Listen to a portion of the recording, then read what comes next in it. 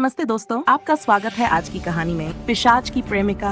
कर्मपुर गांव का नाम सुनते ही लोगों के रोंगटे खड़े हो जाते थे। इस गांव के चारों ओर फैले घने जंगल, रहस्यमयी घटनाओं और पिशाच की कहानी के चलते यहाँ कोई बाहरी व्यक्ति रात बिताने की हिम्मत नहीं करता था।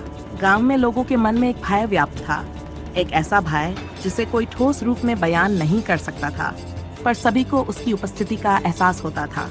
सदियों से गांव में ये कहानी सुनाई जा रही थी कि इस जंगल में एक पिशाच रहता है जो अपनी प्रेमिका की तलाश में भटकता रहता है।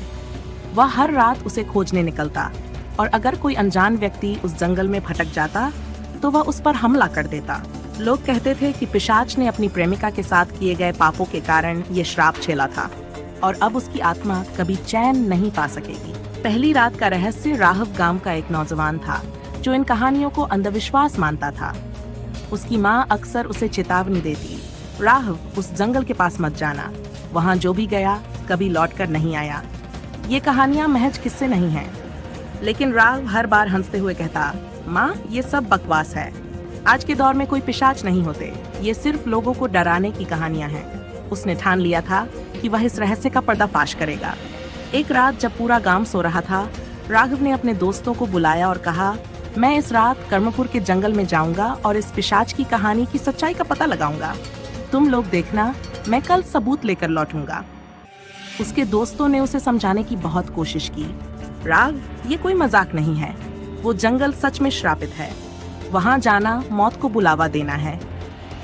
लेकिन राघव पर इसका कोई असर नहीं हुआ। उसने हंसते हुए कहा, अगर सच में वहां कोई पिशाच है तो मुझे उसे देखने का बेसब्री से इंतजार है।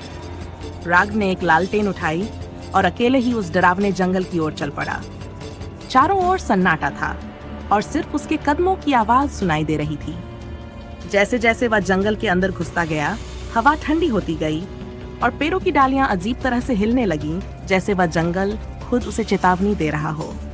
जंगल की रहस्यमयी आवाजें। जंगल के भीतर घुसते ही राघव ने महसूस किया कि कुछ असामान्य है। हर दिशा से अजीब सी आवाजें आ रही थीं। कहीं कोई पेड़ के पत्तों की सरसराहट, कहीं हल्की हल्की हंसी और कहीं दूर किसी का रोना। राघव की रीढ़ की हड्डी में सिहरन दौड़ गई, पर उसने खुद को संभाल लिया। ये सब मेरे मन का भ्रम है, उसने खुद से कहा और आगे बढ़ता गया। लेकिन अचानक उसे एक साफ आवाज सुनाई दी, जैसे कोई स्त्री रो रही हो। राघव रुक गया और ध्यान से सुनने लगा। वह आवाज कहीं पास से आ रही थी। उसने अपनी लालटेन की रोशनी उस दिशा में डाली, पर कुछ दिखाई नहीं दिया।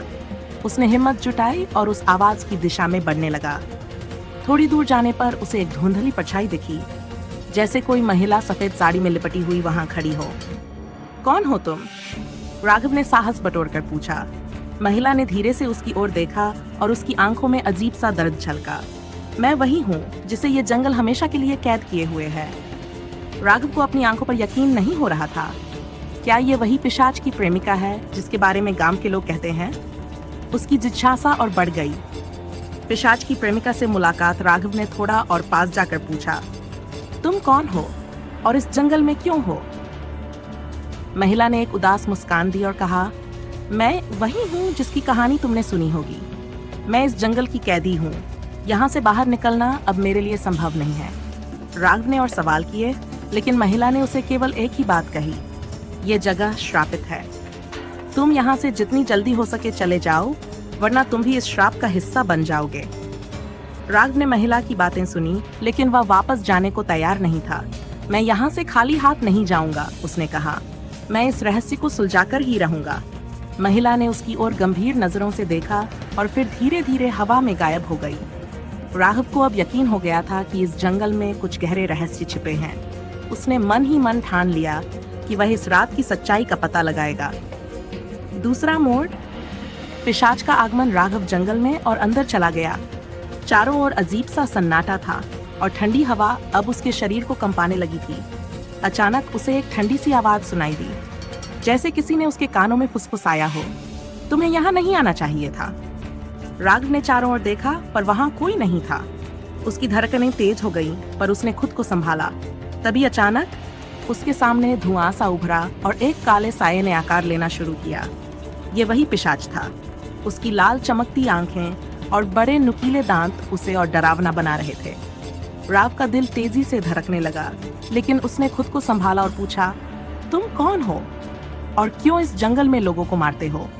पिशाच ने गहरी आवाज में कहा, मैं वह हूँ जो सदियों से प्रेम की तलाश में भटक रहा हूँ, लेकिन मुझे कभी शांति नहीं मिली। राघव ने उसे चौंकते हुए पूछा, क्या तुम वही पिशाच हो जिसकी प्रेमिका को लोग श्रापित मानते हैं?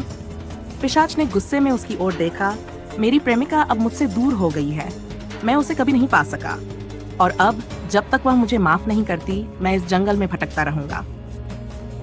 पिशाच की कहानी का खुलासा। पिशाच ने धीरे धीरे अपनी कहानी बतानी शुरू की। सदियों पहले मैं एक शक्तिशाली राजा था। मेरे पास सब कुछ था, धन, ऐश्वर्य, शक्ति, लेकिन एक चीज की मुझे हमेशा तलाश रही, सच्चा प्रेम। और तब मेरी मुलाकात हुई उस स्त्री से। वह मेरी प्रेमिका बनी, लेकिन मैंने अपनी लालच और स्वार्थ में उसे धोखा दिया। मैंने उसके प्रेम को नकारा और उसे एक श्राप दे दिया कि वह हमेशा के लिए इस जंगल में फंसी रहेगी। लेकिन यह श्राप मुझ पर भी पड़ गया। मेरी आत्मा कभी चैन नहीं पा सकी और अब मैं इस जंगल में भटकता हूँ, उसे ढूंढते हुए।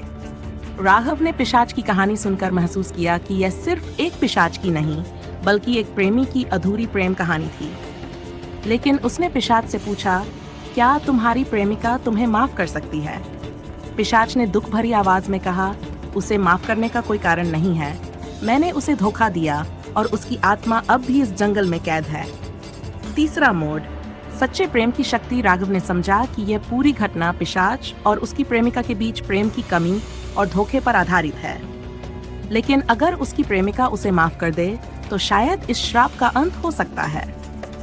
राघव ने पिशाच से कहा, अगर मैं तुम्हारी प्रेमिका को ढूंढूं और उससे बात करूं, तो क्या तुम उसे मुक्त करोगे? पिशाच ने थोड़ी देर चुप्पी साधी, फिर धीरे से कहा, अगर वह मुझे माफ कर दे, तो यह श्राप टूट सकता है। राघव ने अब इस श्राप को तोड़ने का जिम्मा अपने सिर पर ले लिया। उसने सोचा कि वह किसी भी तरह से इस पिशाच की प्रेमिका को मना सकता है, ताकि वह पिशाच को माफ कर सके। चौथा मोड़, प्रेमिका का सामना। राघव ने अब पिशाच की प्रेमिका को ढूंढने का निश्चय किया। उसने जंगल की गहरी छाया में कदम रखा, जहां से वह रहस्यमयी स्त्री अचानक गायब हो गई थी। उसके मन में कई सवाल उठ रहे थे। क्या वह उसे ढूंढ पाएगा? और अगर ढूंढ भी लिया, तो क्या वह उसे माफ करने के लिए तैयार होगी? जंगल के भीतर गहराई में राघव को फिर से वह धीमी आवाज सुनाई देने लगी, वही स्त्री की करुणामयी आवाज। उसने तेजी से उस दिशा में दौड़ना शुरू किया। चारों ओर अजीब सन्नाटा था और उसके कदमों की आवाज जंगल में गूंज रही थी। अचानक उसे एक पुराना टूटा हुआ मंदिर दिखाई दिया, जो पेड़ों के बीच छिपा हुआ था। उस मंदिर के पास वह स्त्री खड़ी थी, सफेद साड़ी में लिपटी हुई, जैसे किसी प्रतीक्षा में हो। राघव ने धीमे कदमों से उसके पास जाकर कहा, तुम फिर से मुझसे क्यों छिप गई? क्या तुम वाकई पिशाच की प्रेमिका हो? वह स्त्री धीरे धीरे उसकी ओर मुड़ी। उसकी आंखों में एक गहरी उदासी थी, जैसे सदियों का दर्द उसमें समाया हो। हाँ, उसने धीमे से कहा, मैं वही हूँ। पिशाच ने मुझे प्रेम में धोखा दिया और इस जंगल में हमेशा के लिए कैद कर दिया।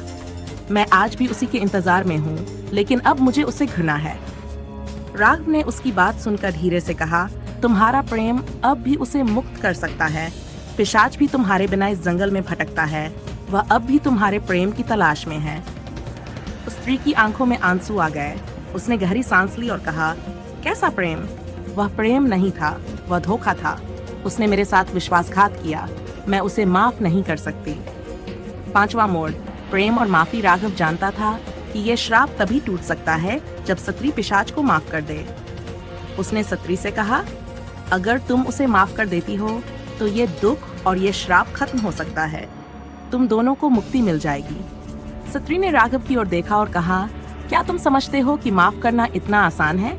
उसने मुझे इस जंगल में कैद किया। सदियों से मैं यहाँ भटक रही हूँ और तुम चाहते हो कि मैं उसे माफ कर दूं? राघव ने गंभीरता से कहा, माफी केवल तुम्हारे लिए नहीं, उसके लिए भी है। वह भी प्रेम में पीड़ित है। उसके पास लौटने का एकमात्र रास्ता तुम्हारी माफी है। स्त्री ने कुछ देर तक सोचा, फिर उसकी आंखों में गहरी पीड़ा उभर आई।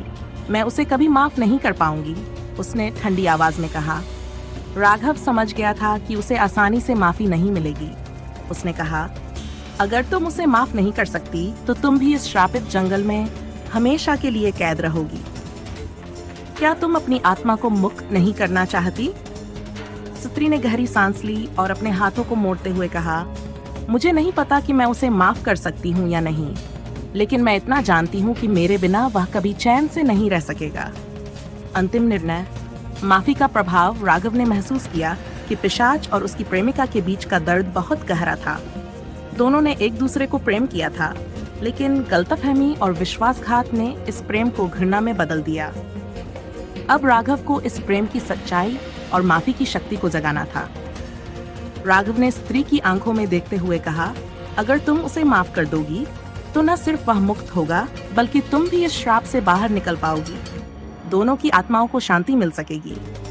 क्या तुम इतनी मजबूत हो कि उसे माफ कर सको? स्त्री की आंखों में दर्द और क्रोध का मिश्रण था। वह चुपचाप खड़ी रही, जैसे कोई आंतरिक संघर्ष कर रही हो। कुछ देर बाद उसने गहरी सांस ली और कहा, अगर ये माफी हमें शांति दे सकती है तो मैं उसे माफ करने को तैयार हूँ, लेकिन सिर्फ इसलिए नहीं कि वह मेरा प्रेमी था, बल्कि इसलिए कि मैं अब इस दुख से मुक्त होना चाहती हूँ। अंतिम मोड़। श्राप का अंत। जैसे ही स्त्री ने ये शब्द कहे, अचानक जंगल में एक अजीब सा परिवर्तन हुआ। हवाएं तेज हो गई और पेड़ों की डालियां जोर जोर से हिलने लगीं। राघव ने महसूस किया कि कुछ बड़ा घटने वाला है। पिशाच की आत्मा फिर से प्रकट हुई, लेकिन इस बार उसकी आंखों में वह गुस्सा और लालच नहीं था। वह अब शांत दिख रहा था, जैसे उसने भी माफी की शक्ति को स्वीकार कर लिया हो। तुमने मुझे माफ कर दिया? पिशाच की आवाज में दर्द और कृतज्ञता का मिश्रण था। स्त्री ने धीरे से सिर हिलाया। हाँ, मैं तुम्हें माफ करती हूँ। मैं अब और घृणा नहीं करना चाहती। पिशाच की आंखों में आंसू आ गए। उसकी आत्मा धीरे धीरे शांति की ओर बढ़ने लगी। जैसे ही उसने माफी पाई, उसकी आत्मा का बोझ हल्का हो गया और वह हवा में विलीन होने लगा। स्त्री ने भी एक लंबी सांस ली और कहा, अब हम दोनों मुक्त हैं। जंगल में अब चारों ओर शांति फैल गई। हवाएं थम गई और वह स्त्री भी धीरे धीरे धुंध में गायब हो गई। राघव ने देखा कि वह आत्मा अब मुक्त हो चुकी है और इस श्राप का अंत हो गया है। उपसंहार। राघव ने गांव लौटकर सबको यह कहानी सुनाई, लेकिन गांव के लोग अब भी इस पर यकीन नहीं कर पाए। उनके लिए यह सिर्फ एक और भूतिया कहानी थी, लेकिन राघव जानता था कि उसने जो देखा और महसूस किया वह सच था। उसने अपने साहस और माफी की शक्ति से एक पुरानी प्रेम कहानी को खत्म कर दिया और दोनों आत्माओं को शांति दिलाई। कर्मपुर गांव अब भी अपने रहस्यों के लिए जाना जाता था, लेकिन अब वहां पिशाच और उसकी प्रेमिका की कहानी एक किस्सा भर रह गई थी। राघव के मन में यह अनुभव हमेशा के लिए बसा रहा कि सच्चा प्रेम और माफी किसी भी श्राप को समाप्त कर सकता है।